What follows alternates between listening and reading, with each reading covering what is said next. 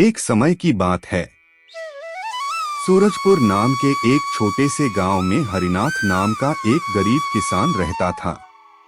उसके परिवार में उसकी पत्नी सावित्री और उनका 16 साल का बेटा आदित्य साथ रहते थे। हरिनाथ को केवल खेती करना आता था।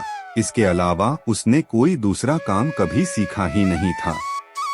सही समय पर बारिश न होने के कारण उसके खेतों में फसल नहीं हो पाती थी।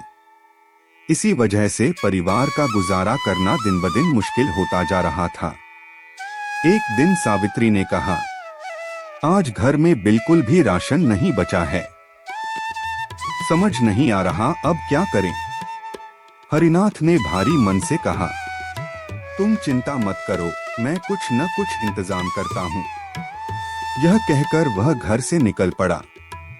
रास्ते में चलते हुए वह बुदबुदाया, हे भगवान, यह कैसा वक्त आ गया है।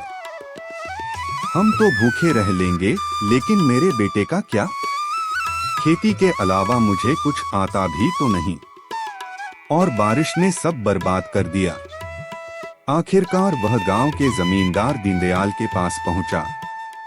दीनदयाल बेहद चालाक और लालची इंसान था, जो गरीबों को कर्ज के जाल में फंसाकर लूटता था। अरे आइए आइए हरिनाथ भैया, कैसे आना हुआ? हरिनाथ बोला, बुरा वक्त चल रहा है, फसल बर्बाद हो गई है, घर में एक दाना अनाज नहीं है, थोड़े पैसे उधार चाहिए। दीनदयाल ने बनावटी मुस्कान के साथ कहा, अरे इसमें क्या है, बताइए कितने चाहिए? बस 1500 रुपए ही।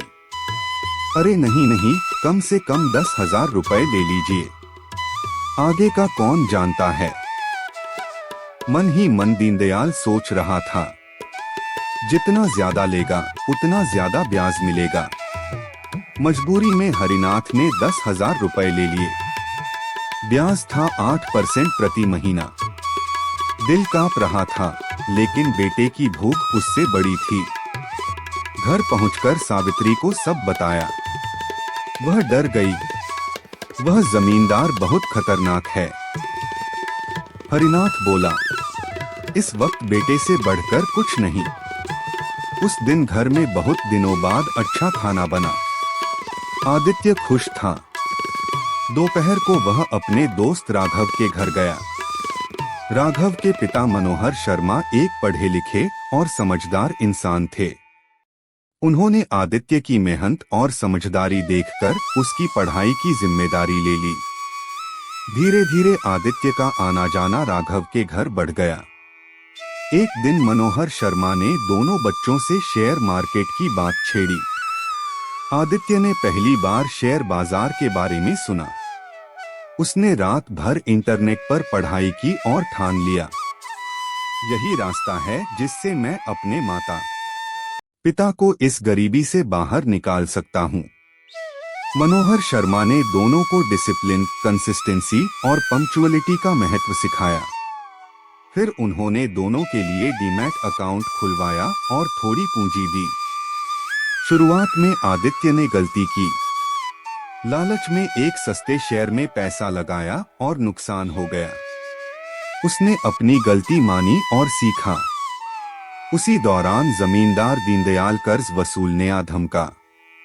इस बार आदित्य ने मोबाइल से पूरा पैसा ब्याज समेत ट्रांसफर कर दिया। हरिनाथ और सावित्री हैरान रह गए। आदित्य बोला, पापा, इंटरनेट सिर्फ टाइम पास के लिए नहीं होता। सही ज्ञान से इससे जिंदगी बदली जा सकती है।